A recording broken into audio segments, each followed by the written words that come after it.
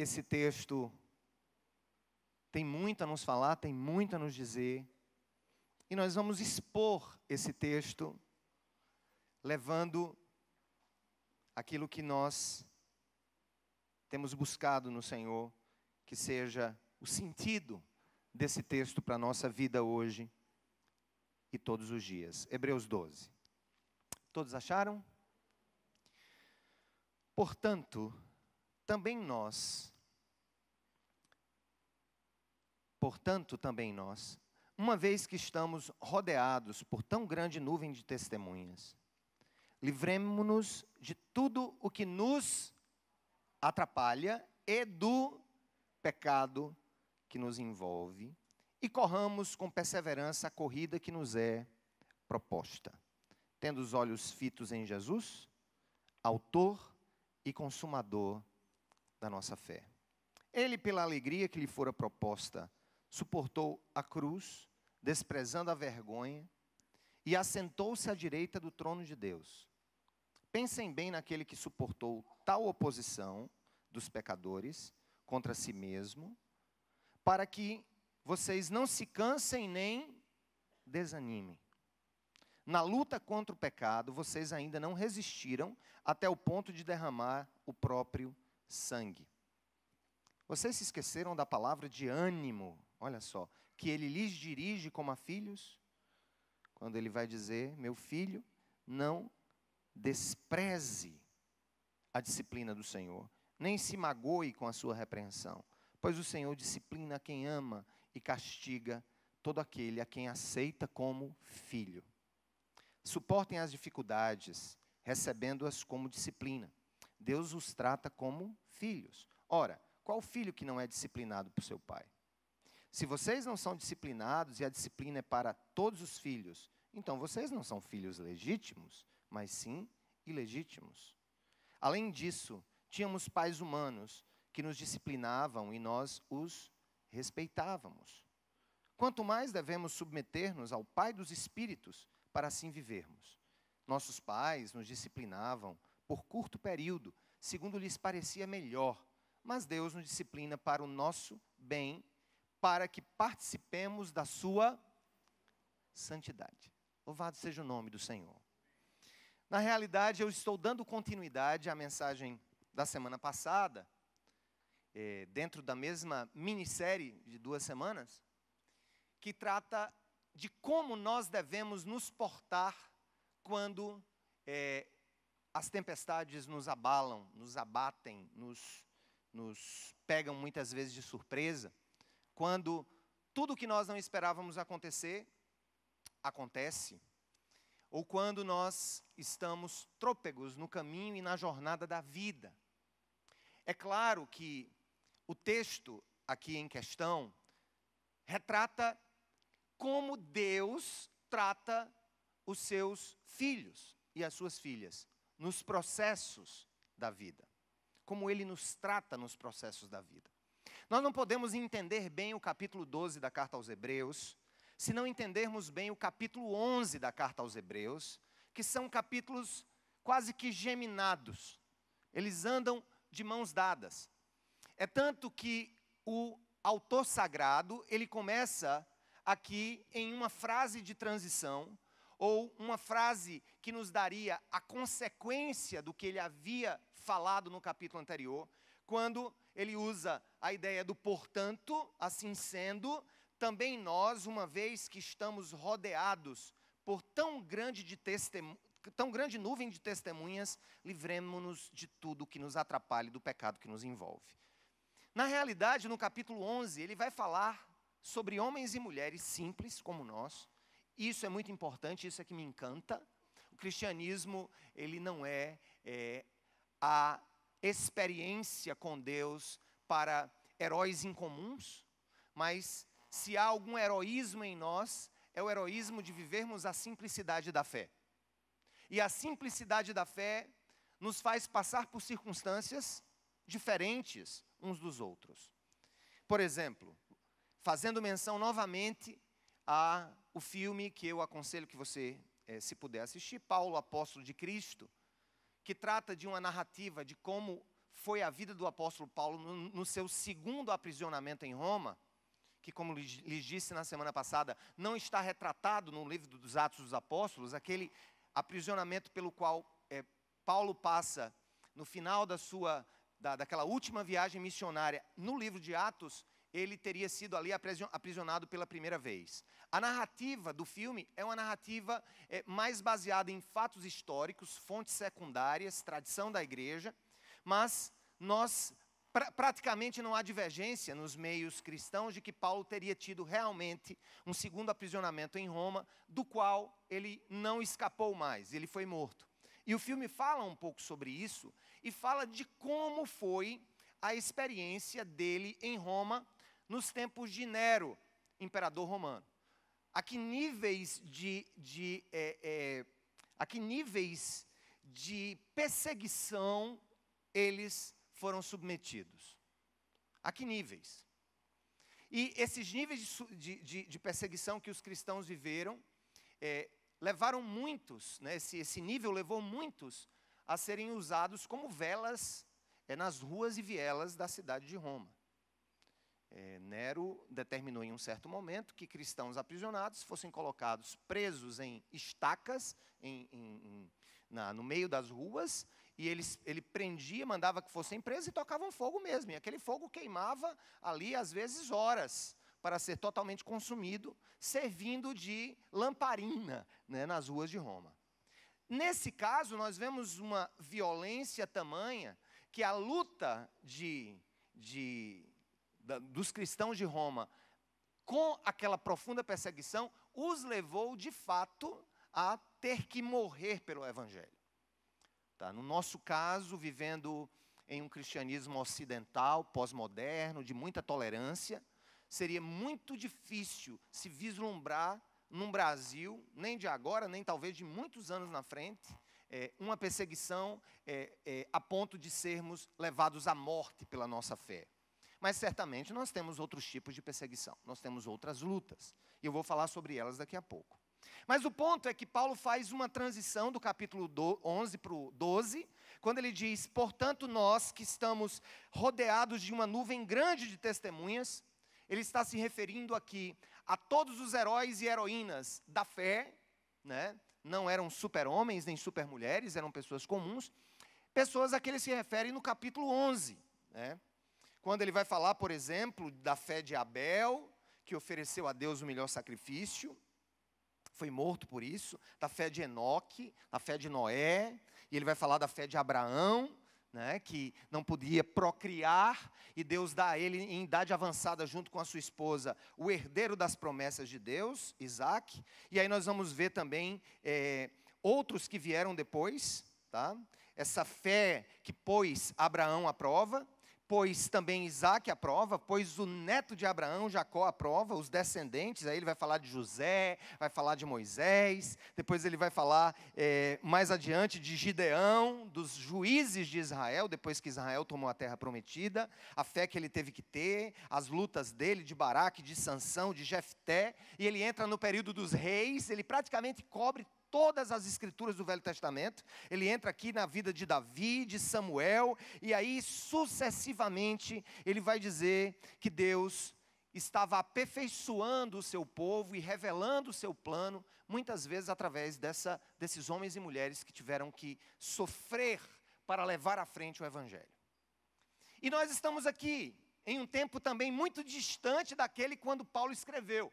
Era como se Paulo estivesse escrevendo sobre algumas centenas de anos e milênios de anos antes dele, e nós estamos aqui. Paulo não, o escritor sagrado, eu gosto de falar Paulo porque há uma teoria de que teria sido Paulo o escritor de Hebreus, mas ela não é fechada, por isso que de vez em quando eu escorrego, mas o autor desse livro, que não se sabe ao certo quem foi, mas um cristão convicto, ele retoma milênios atrás dele, e nós agora já estamos milênios depois dele, tá?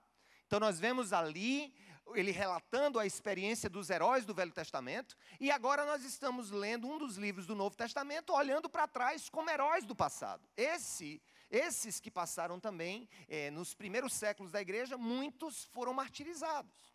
Mas o ponto é o seguinte, nós temos que ter em mente que essa nuvem de testemunhas, de homens e mulheres comuns como nós, que não tinham superpoderes, que não tinham, enfim, habilidades extraordinárias, a não ser nos casos que a Bíblia fala, por exemplo, de Sansão, que tinha uma força incrível, mas foi exatamente o pecado de desobedecer a Deus que acaba tirando essa força temporariamente. Mas nós vemos aqui homens e mulheres comuns como nós, que passaram por esses processos da vida e que agora servem de exemplos de fé para nós. Serviu para os homens e mulheres para quem essa carta foi escrita já agora na era cristã, e está servindo para nós aqui 2000 anos depois. E Deus vai dizer para nós, através desse escrito, que essas experiências, que esses homens e mulheres nos ajudarão a caminhar. Eles são testemunhas, mas ao mesmo tempo eles são padrões. Eles são padrões que nós podemos olhar e dizer, eles de fato venceram no nome do Senhor, e eu posso vencer também no nome do Senhor as dificuldades que a vida opõe à minha própria vida. E aí, gente, ele vai dizer uma coisa. Ele vai dizer que, em primeiro lugar, nós temos, para que eu vença as minhas tribulações atuais, primeiro, eu foco em uma nuvem de testemunhas que passou por elas. Segundo, ele vai dizer que isso, ao focar neles, e lá na frente ele vai dar o máximo de exemplo para nós, que é a vida do nosso Senhor Jesus Cristo. Ele vai dizer que se estamos cercados por uma nuvem de pessoas que passaram por lutas, como nós, porventura, vamos passar, ou estamos passando nessa vida, ou já passamos lá atrás, nós teremos a oportunidade de nos livrar de duas coisas. Ele vai nos convidar a passar por essas lutas, nos livrando de duas coisas. Primeiro, daquilo que nos atrapalha. Ele vai dizer aqui no verso 2, ainda no final do verso 1, ele vai dizer, livremo-nos, vamos ler a Bíblia, livremo-nos de tudo que nos atrapalha e do pecado que nos envolve. O escritor vai falar então de duas categorias diferentes aqui, que podem nos afetar. Coisas que não são pecado, mas que podem nos atrapalhar na nossa carreira, na nossa vida.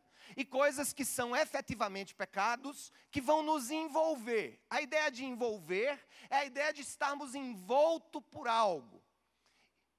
São coisas que talvez estejam, servindo como impedimentos. Preste atenção.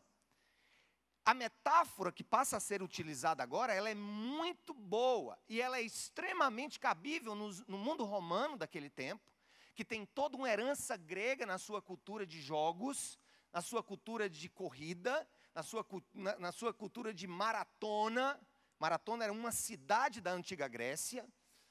E ele vai usar a ideia de que para que eu corra a jornada da vida que Deus tem para mim, eu tenho que me livrar de duas coisas. Eu tenho que me livrar dos atrapalhos ou dos embaraços, e eu preciso também me livrar, sabe de quê? Dos pecados. Na realidade, gente, uma das coisas mais difíceis da vida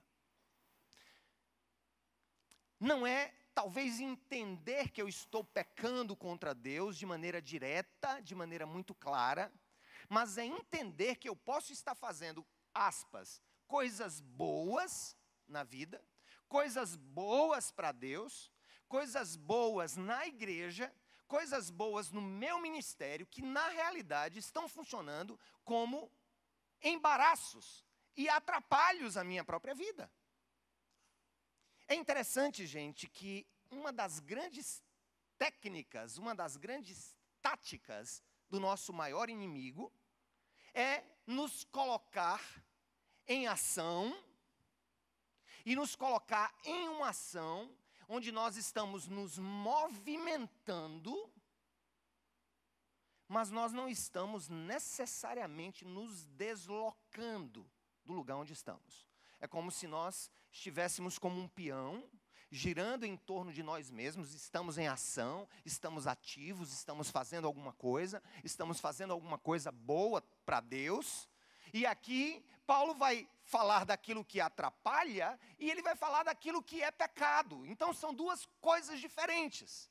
O pecado é claro, o pecado é algo, o pecado é uma transgressão moral contra a santidade de Deus. O pecado é uma transgressão moral contra a lei perfeita de Deus. O embaraço não é necessariamente uma transgressão moral. O embaraço não é necessariamente algo que eu faço contra a santidade de Deus, mas que de alguma maneira está me impedindo de correr. Preste atenção. O que está em mente, a metáfora que está em mente na cabeça do escritor é uma corrida. É tanto que ele vai dizer, lê comigo que você vai entender, gente. E talvez você nunca mais vai esquecer esse texto. Olha o que ele vai dizer aqui, ó. Livremo-nos de tudo que nos... O que, igreja? O que? De tudo que nos, o que, igreja? Atrapalha. E do pecado que nos envolve. Para o quê? Aí ele vai dizer, e corramos com perseverança a corrida que nos é proposta. O fato é o seguinte, a vida com Deus é uma corrida proposta por Deus. Não existe inação no reino de Deus.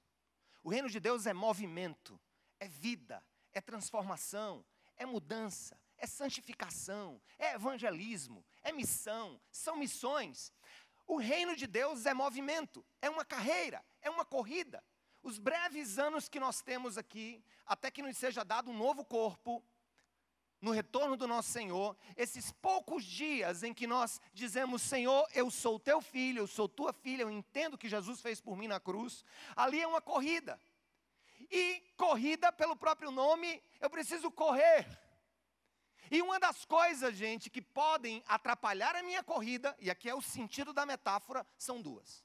Primeiro, são os embaraços, são os atrapalhos, aquilo que me atrapalha, e o pecado que me envolve.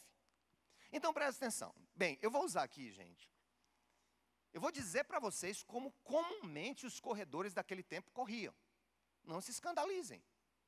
Eu vou usar um exemplo mais contemporâneo e vou usar um exemplo dos tempos romanos.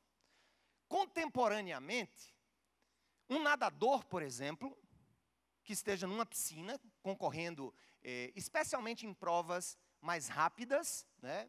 Provas de 50, de 100, 200 metros, ele vai fazer de tudo, e hoje tudo isso é muito testado, tá?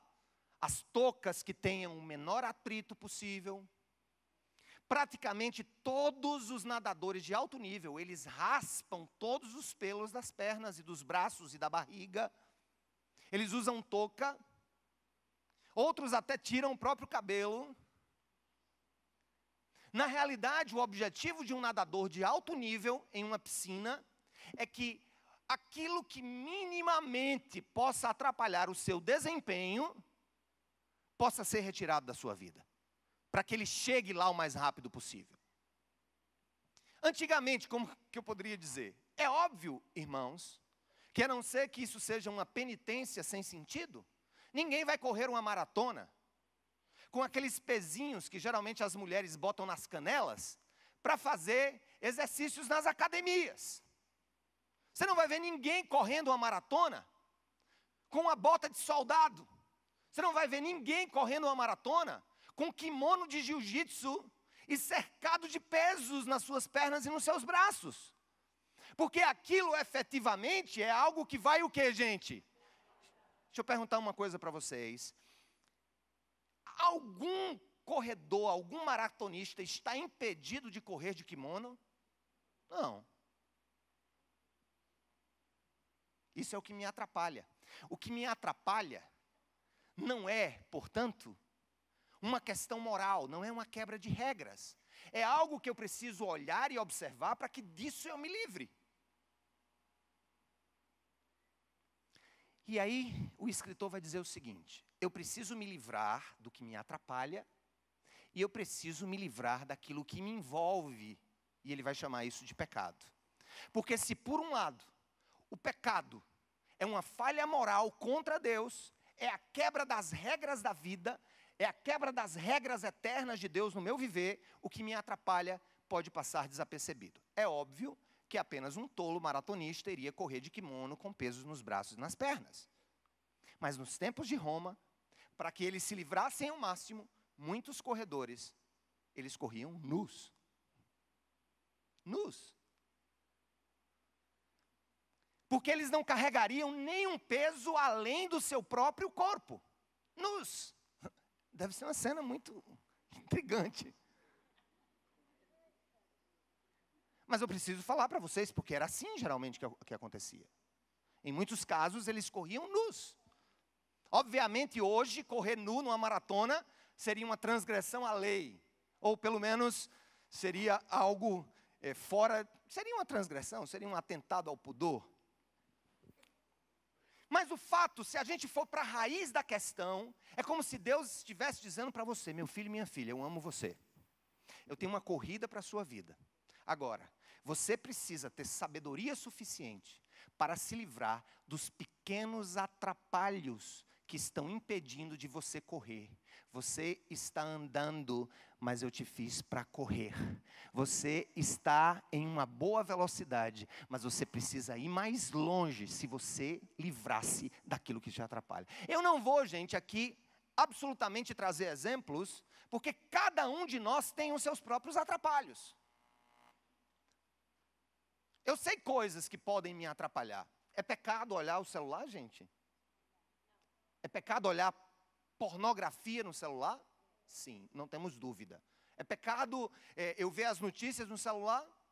Não. Mas é possível que o meu celular, o seu celular estejam atrapalhando o seu desempenho? Sim ou não? Sim. Então, atrapalham. É muito sutil.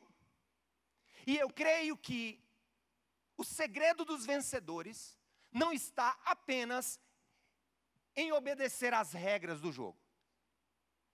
E aí, o que seria um pecado numa maratona?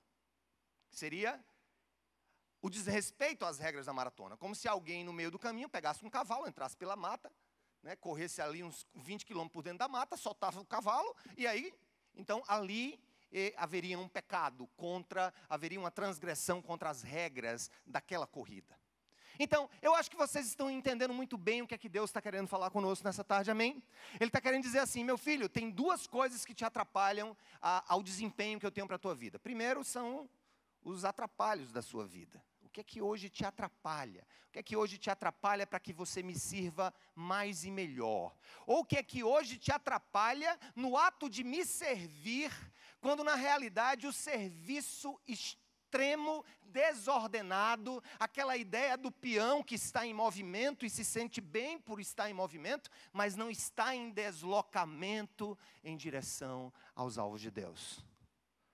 Precisamos entender isso do texto. Então, em primeiro lugar, para que eu passe por essa vida e lute nessa vida contra aquilo, contra as tribulações que vêm sobre mim, a primeira coisa que eu tenho que fazer é o seguinte: é saber que outros por elas passaram e venceram. É a nuvem de testemunhas. Segundo, eu preciso me livrar daquilo que me impede de correr bem, o que me atrapalha e o que é pecado. O que me atrapalha e o que é pecado. E aí ele vai adiante. Além de eu ter exemplos do passado, além de eu ter o compromisso pessoal de me livrar de tudo aquilo que me atrapalha e daquilo que me envolve, aí ele vai dizer o seguinte, leia comigo: tendo os olhos fitos em Jesus, autor e consumador da nossa fé. Em vários comentaristas bíblicos, várias autoridades bíblicas, que analisam esse verso 2, considerando o contexto, considerando a cultura daquele tempo, é como se dissesse assim: você tem um outro motivo para continuar. Você tem que colocar em mente que o seu Senhor passou por toda essa jornada de lutas e dificuldades, foi morto por causa disso, e a ideia que está subjacente a esse verso 2 é a ideia de que Jesus está no final da linha da corrida, dizendo: venha, eu te espero, venha, você vai vencer. Gente, eu vou dizer uma coisa para vocês. Hoje a Rússia derrotou uma das favoritas na Copa, derrotou a Espanha. E eu fiquei pensando, o que é que faz um time que está lá embaixo no ranking da FIFA se agigantar de tal maneira a vencer um dos favoritos, a Espanha. O que pode fazer aquilo? E você percebe, gente, que a ideia de que eles estão no país deles, não estou dizendo que a Rússia vai ganhar a Copa, mas na minha percepção, na minha crítica, ela já ganhou a Copa com esse jogo de hoje, por tudo que aconteceu. Mas eles estão num país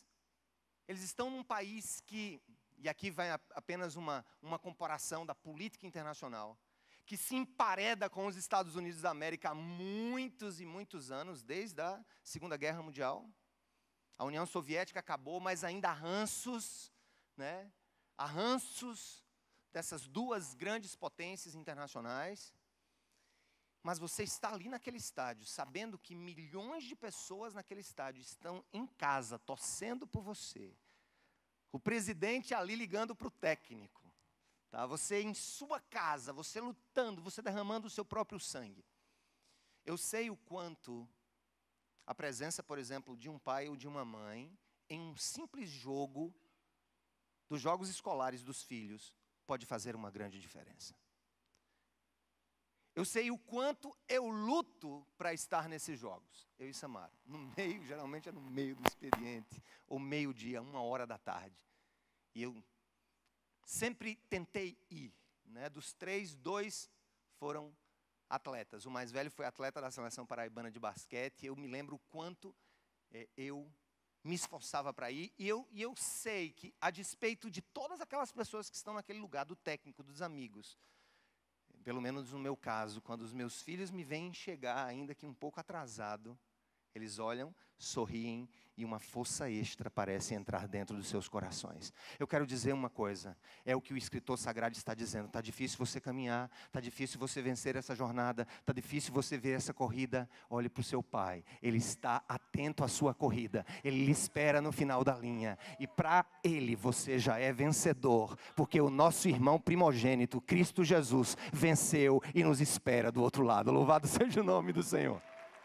Aleluia! E ele continua e vai dizendo algo muito importante para nós.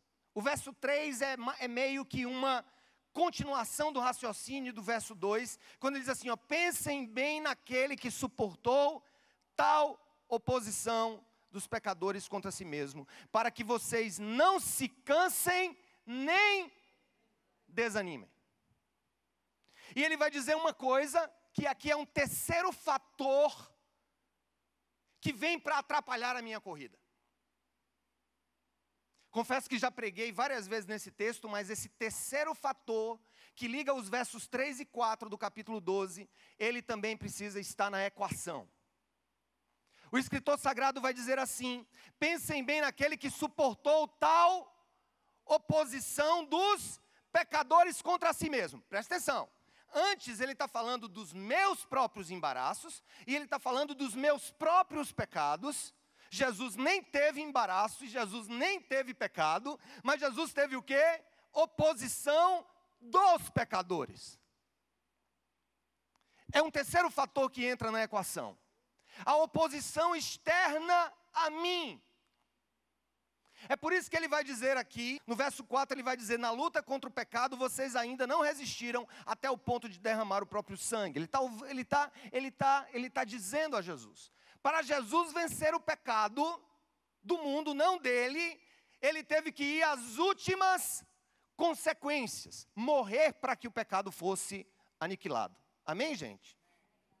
O que Deus está dizendo para mim, para você, meus filhos e minhas filhas, mesmo que você se controle profundamente naquilo que é embaraço na sua vida, mesmo que você se livre daquilo que te atrapalha, e mesmo que você lute contra os seus próprios pecados, saiba, ainda haverá uma terceira força nesse processo, que é a oposição do pecado, dos pecadores contra você. Agora, pelo amor de Deus, não personalize o que ele está querendo dizer aqui.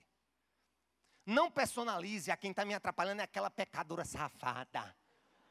Não, pelo amor de Deus. Não, não é isso. O pecado, gente, é o estado no qual o mundo está o quê? Mergulhado. O mundo está mergulhado no pecado. E o mundo sempre estará em oposição àqueles que querem correr. Eu vou dar um exemplo para guardar na tua cabeça. Se embaraço talvez seja uma roupa a mais, ou um peso a mais que eu carrego sem necessidade. Se pecado é a quebra da regra do jogo da maratona, o pecado que eu tenho que enfrentar pode aparecer como ventos contrários que vêm na minha direção e que me impedem de correr mais rápido ou que podem também me cansar nesse processo. Eu vou dizer uma coisa para vocês, sou pecador, já pequei demais, estou pecando, vou continuar pecando, porque eu faço as palavras de Paulo as minhas, o bem que eu quero fazer eu não faço, o mal que eu não quero, este eu faço. Miserável homem que sou, quem me livrará do corpo dessa morte? Na realidade, nós, cristãos ou não, nós convivemos com essa natureza. É óbvio que no poder do Espírito Santo, no poder de Jesus, nós temos muito mais armas para vencer o pecado que há em nós, do que aquele que não conhece a santidade e a verdade do Calvário. Amém, gente? É óbvio, não dá para comparar e não dá para baratear a graça de Deus. Mas o ponto é o seguinte, nós todos vivemos em um mundo caído. Eu não duvido, por exemplo, que em certas circunstâncias haja males que cercam a igreja do Senhor e tentam impedir o seu avanço, sim ou não? E aquilo não estará diretamente ligado nem aos embaraços da própria igreja e nem aos pecados da própria igreja, mas aos ventos que vêm contra aqueles que estão querendo fazer a vontade de Deus. Todos aqueles que quiserem viver dignamente o evangelho serão perseguidos.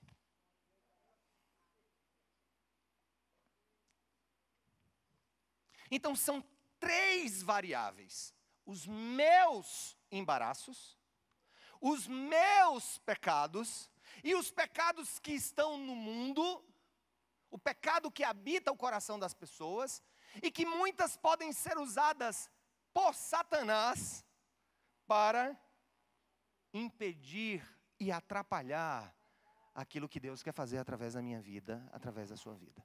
O ponto é o seguinte, gente, deixa eu só relembrar as coisas. Primeira coisa, eu olho para trás e vejo que homens e mulheres comuns passaram por isso. Segundo, eu me livro dos meus próprios embaraços e dos meus próprios pecados. Terceiro, eu olho para o final da corrida e vejo que meu Pai está me esperando e isso me faz prosseguir. Quarto lugar, eu não posso olvidar e eu não posso ser inocente por achar que se eu fizer tudo certo na presença de Deus, eu vou conseguir correr de maneira tranquila. Nunca. E eu tenho experimentado muito dessas coisas. Esse lugar aqui, ele é um milagre. Primeiro, ele é um milagre, porque alguém lá atrás, quando nós tínhamos 2 ou 3 anos de ministério, acreditou em nós e construiu esse lugar para nos alugar, essa parte aqui do centro de convenções, quando na realidade nós não tínhamos gente nem para preencher um auditório. Uma vez. Esse é o primeiro milagre. O segundo milagre é que quando nós demos entrada na prefeitura, isso lá atrás, 2008, 2007. Na pré-análise já desse projeto foi negada o alvará de construção, porque isso aqui era considerado, no velho plano urbanístico da cidade, isso aqui era considerado uma área residencial, que não comportaria equipamentos dessa magnitude, que estavam reservados para zonas específicas da cidade, ou que estivessem próximos a avenidas de grande tráfego, avenidas axiais, uma das possibilidades. Só sei que esse processo parou, e ia, e voltava, e a gente tentava conversar, e tentava convencer, e havia um código vetusto, atrasado, sabe, que regia esse lugar, não considerando, por exemplo, que essa avenida que aqui passa em frente à Escola Internacional Cidade Viva já tinha acabado de ser construída, e poderia ser considerada uma grande avenida, uma avenida axial, tornando este empreendimento aqui viável. Mas isso passou quase que um ano, gente. Eram tantos impedimentos. E eu dizia assim, Senhor, o que é que pode estar por trás disso? Eu confesso para vocês, eu não tenho que mentir para vocês, mas teve um dia que eu estava na prefeitura de João Pessoa, lá atrás, e que diante dos nãos que a gente recebia e dos argumentos e a busca por pareceres internos da prefeitura, que eu bati na mesa do balcão. Assim, chega, pá!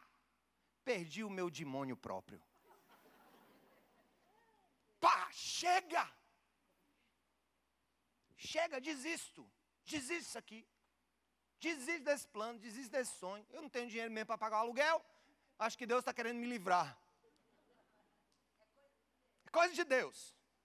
Quem estava do meu lado era um novo convertido.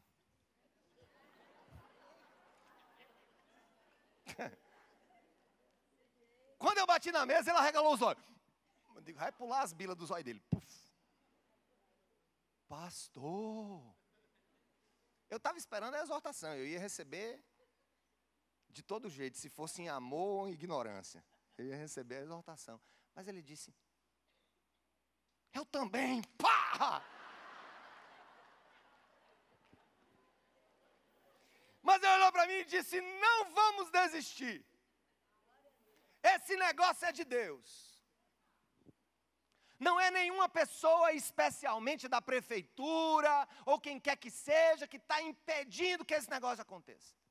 Pastor, isso é coisa do diabo. Eu digo, ué!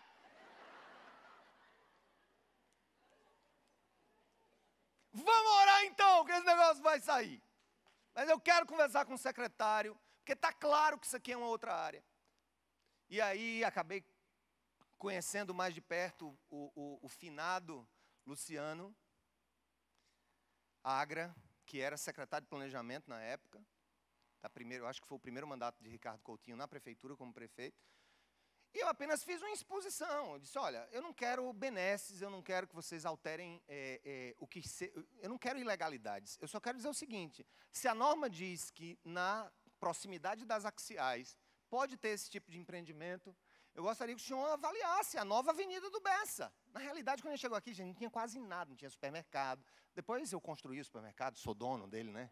Disseram que eu sou dono do supermercado. Tudo que construiu é meu aqui, viu, irmão? Não toque. Disseram que era meu. Então, eu disse, olha, nós precisamos daquele lugar, eu queria que o senhor avaliasse tecnicamente, mas também pacientemente. Resultado, o processo foi liberado, né? Nós chegamos aqui. Hoje nós temos vários cultos que acontecem aqui durante a semana. Acho que milhares de pessoas foram salvas nesse lugar, ouviram a palavra nesse lugar. O ponto é o seguinte, quando você está querendo fazer a vontade de Deus, você também tem obstáculos. Não são seus, são do lado de fora para você. Não são embaraços seus, não são pecados seus, mas são pecados que regem esse mundo caído. E é isso que o escritor vai dizer. Aí, gente, vamos lá. Mas como é que Deus trabalha de três maneiras? A partir dessas três maneiras. Eu acho que é o centro desse texto. Primeiro, vamos recapitular o texto, para você nunca esquecer. Em primeiro lugar, ele usa uma frase de transição, mostrando os exemplos de homens e mulheres comuns que passaram por tudo isso, que foram pecadores, que tiveram embaraços, mas que tiveram oposições, tá? Aí depois ele me manda, nesse momento, me despir, eu tenho que começar comigo. É como se eu dissesse assim, Senhor, se alguma coisa está para atrapalhar a minha carreira contigo, que não sejam os meus próprios embaraços e não sejam os meus próprios pecados. Se for o de terceiros, aí eu vou ter que suportar no lombo, né? Então, segundo, então, é que eu cuide da minha própria parte. Terceiro, que eu saiba que meu Pai está do outro lado me esperando. Amém, gente? E que Ele está ali me dando força para que eu consiga. Em quarto lugar, para que eu entenda que haverá o quê? Ações externas a mim mesmo que vão tentar impedir o projeto de Deus na minha vida e na sua vida. E olha, gente, isso aqui não é coaching cristão, não, com todo respeito. Isso aqui é Bíblia. É Bíblia. Pecado. Seu pecado lhe atrapalha. Quero lhe dizer que seu pecado lhe atrapalha. Se você não conhece ao Senhor, o seu pecado lhe atrapalha e lhe tira o plano eterno de Deus na sua vida. Se você conhece ao Senhor, o seu pecado também lhe atrapalha, porque você poderia frutificar muito mais e não está frutificando, e você vai perder galardões. Nós não cremos na perda da salvação, mas cremos na perda de recompensas. Deus não vai tratar do mesmo jeito o apóstolo Paulo e aquele irmão que a única contribuição que ele faz dentro da igreja é encerar o banco que ele senta com a calça jeans nova que ele comprou no shopping. Mas o ponto é que agora nós temos que entender que Romanos 8:28, que diz que todas as coisas cooperam para o bem daqueles que amam a Deus e que são chamados segundo o seu propósito para essa corrida. É quando ele vai dizer então que o Senhor vai usar todos esses episódios da minha vida como um processo educacional para o meu crescimento. Se eu corro do pecado, se eu corro do embaraço e se eu continuo a despeito dos ventos contrários, esses 3 fatores, Deus vai usar todos os episódios da minha vida como uma grande sala de aula, um grande projeto pedagógico, um grande projeto de transformação do meu ser, um grande projeto de me fazer mais parecido com Jesus, um grande projeto de me colocar cada vez mais no rumo da sua vontade. Quando ele vai agora olhar e dizer o seguinte: vocês se esqueceram, verso 5, e agora nós vamos ler até o fim para eu fazer alguns apontamentos. Vocês se esqueceram da palavra de ânimo que ele lhes dirige como a filhos. Deus vai dizer assim: meu filho, não despreze a disciplina do Senhor. Gente, a palavra disciplina aqui tem a ver com educar. Disciplinar é educar para a justiça.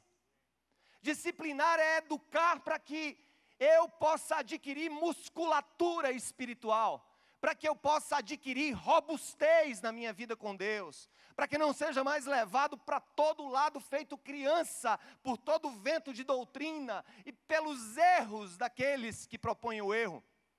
Na realidade, ele vai dizer aqui: meu filho, não despreze a disciplina do Senhor, nem se magoe, não fique magoado com Deus. Não fique magoado com Deus quando você não está conseguindo aquilo que você acha que é o melhor para a sua vida. Não fique magoado com Deus quando, mesmo estando tentando agir de maneira correta em todas as coisas que você faz diante do Senhor, ainda assim há ventos contrários, ainda assim há tribulação, ainda assim há luta, ainda assim há perseguição, ainda assim há desânimo. Por quê, Senhor? Por quê? E o autor sagrado vai dizer: não desanime, não despreze a disciplina de Deus. Deus está te ensinando. Ele vai dizer assim: nem se magoe com sua repreensão. A repreensão também vem quando nós erramos, quando nós pecamos. Aqui está num emaranhado de coisas. Se nós erramos, Deus nos repreende. Se nós não erramos, Deus permite os ventos para que aquilo me fortaleça. De um lado ou de outro, gente, se Jesus não for o centro, a gente é perdedor de todo jeito. Porque ora a gente cai pelos nossos próprios erros, ora a gente cai pelos erros dos outros. Mas há um plano, é isso que ele vai dizer: há um plano. É um plano educacional, há um plano de preparação. Meu filho, não despreze a disciplina do Senhor, nem se magoe com a sua repreensão. Pois o Senhor disciplina quem ama e castiga todo aquele a quem aceita como filho. Suportem, leiam comigo o verso 7. Suportem as dificuldades, recebendo-as como disciplina. Deus os trata como filhos. Ora, qual filho que não é disciplinado pelo seu pai? Bem, nos tempos pós-modernos tem muitos. Nessa história de papéis societais, nessa história da ruptura dos papéis bíblicos, da ordem criacional, não é só homem que quer ser mulher, mulher que quer ser homem, não. É filho que pensa que é pai e pai que pensa que é filho. O negócio está muito complicado. Tem muito pai hoje que não disciplina seus filhos. Eu não estou falando, gente, existem vários tipos de disciplina. Inclusive a silenciosa. Tem filho que se urina todinho só quando o pai faz assim. Pelo menos era assim, lá atrás. E aqui eu não quero entrar no mérito da vara e dessas questões que precisam ser abordadas em uma mensagem muito específica, mas o ponto é o seguinte: a disciplina, ainda que seja a disciplina do castigo, ainda que seja a disciplina das privações, ainda que seja a disciplina que faz com que o pai tenha coragem de produzir de alguma maneira uma reflexão no seu filho, na sua filha, que de outra sorte não seria produzida se não for feita por privações, por nãos.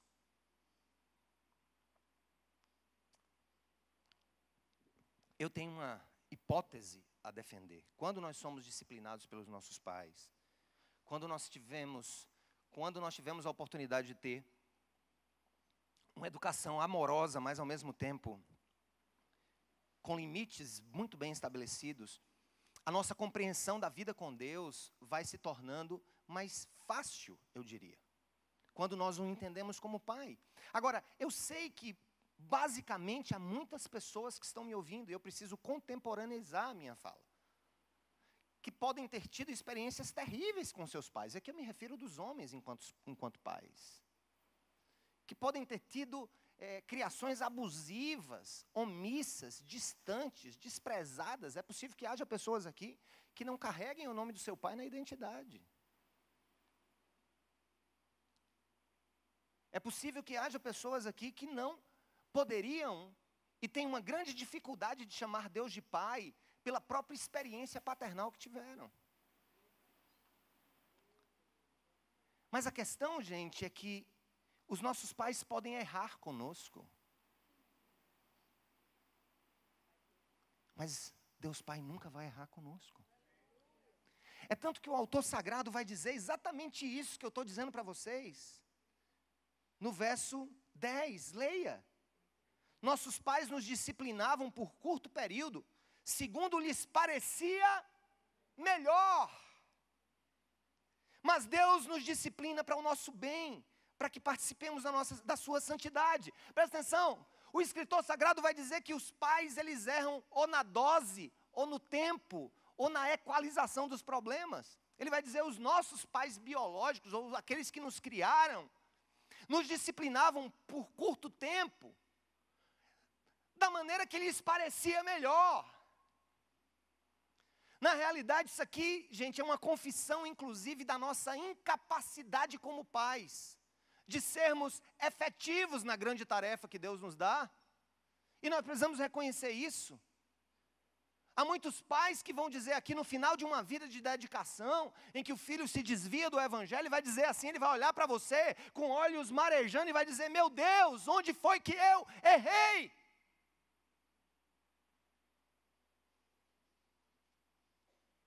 O escritor sagrado põe em evidência a qualidade da nossa disciplina. Ele põe em evidência também a quantidade da nossa disciplina. Ele põe em evidência e em xeque a quantidade, a viabilidade, a dimensão e a intensidade da nossa disciplina. Mas ele nos dá um alívio. É como se ele dissesse, os seus pais podem falhar no processo de transformar vocês em uma grande obra-prima. Mas o vosso Pai eterno não desistirá do plano de fazer-lhes parecidos com Jesus. Nunca desistirá. E Ele sabe, irmão e irmã, é isso que eu quero te dizer, para a inquietação de alguns e para o conforto de outros, para a inquietação daqueles que estão distantes de Deus, para a inquietação daqueles que estão pecando contra Deus, para a inquietação daqueles que estão em caminhos de morte, eu digo para você hoje com muito amor, o Senhor sabe a chave certa para apertar ou afrouxar os parafusos da sua existência. Você pode ter sido uma pessoa que foi criada feito batata, que acha que a vida é o cenário das suas pressuposições. Deus Pai, em Cristo Jesus e pelo poder do Espírito Santo, sabe onde tocar em nós para construir as melhores e mais belas esculturas. É isso que o autor vai dizer. Em suma, para a gente acabar, Acho que não tem mais nada o que dizer, a não ser dizer o seguinte, no verso 11.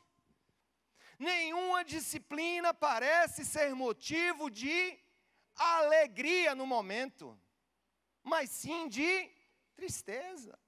Ninguém fica rindo com disciplina. Ô pai, obrigado. Você tomou meu celular. Que bom, paizinho do meu coração, que o Senhor tirou a internet. Aleluia, papai. Ninguém vai dizer isso. Toma o celular do teu filho. Ele pode até dizer assim, se você for tomar. Ele pode até dizer assim, não, pai, eu entendo que o Senhor está certo. Mas ele vai ficar triste. Nenhuma disciplina parece motivo de alegria a priori. E ele vai continuar e vai nos dar essa linda esperança. Mais tarde, porém, produz fruto de justiça e paz para aqueles que por ela foram exercitados. A disciplina é como se fosse um coach, é como se fosse um personal training. A disciplina está o quê? Nos exercitando. Deus usa a disciplina em todas as suas formas e fontes e intensidades, como alguém que está gerando em mim, pelo exercício às vezes duro. Nem tudo, entendeu, gente? Nem tudo é aquele aquecimentozinho, nem tudo na vida é aquela esteira que você vai na academia e coloca 3 km por hora ou 1 km por hora, e você anda ali, e quando você sai você diz, olha como eu andei 300 metros. Nem toda disciplina é assim. Às vezes é corrida, é pauleira. Nada como uma maratona para expressar. Gente, vocês já viram final de maratona? Com atletas de alto nível? Vocês já viram? Vocês já viram, gente? Não tem um atleta de alto nível que acabe uma maratona e diga, hoje eu estou bem demais aqui, eu vou correr para outra aqui. Não existe. Não existe, é impossível que isso aconteça. Mas no final da maratona, no final do vencer a si mesmo, de vencer as suas próprias limitações, quando a ficha cai, é uma alegria, um contentamento. Eu quero dizer uma coisa para você, Deus não separa para a sua vida nada que ao final não seja contentamento. Deus não separa para a nossa vida nada que ao final não seja grandioso, glorioso, poderoso, exultante, incomparável, inimaginável. O Senhor tem esse plano para nós. Vamos só repetir os passos. Primeiro, diga, eu olho para trás e vejo que homens e mulheres comuns venceram essa luta. Segundo, eu olho para mim e me livro de todos os embaraços, todos os pesos e todos os pecados. Eu olhei para trás, olhei para mim, agora eu olho para frente, vejo Jesus no final, se alegrando com a minha vida e me dando esperança e ânimo, e continuo a corrida. Eu olho ao redor e vejo a força do pecado do mundo tentando me impedir de prosseguir. Eu olho para cima, vejo que meu Pai amoroso está me disciplinando e me discipulando para participar da sua santidade e experimentar a sua glória. Amém. E assim a gente vai vencendo, dia após dia, as tribulações e as lutas da nossa vida. Louvado seja o nome do Senhor. Quem diz um grande amém.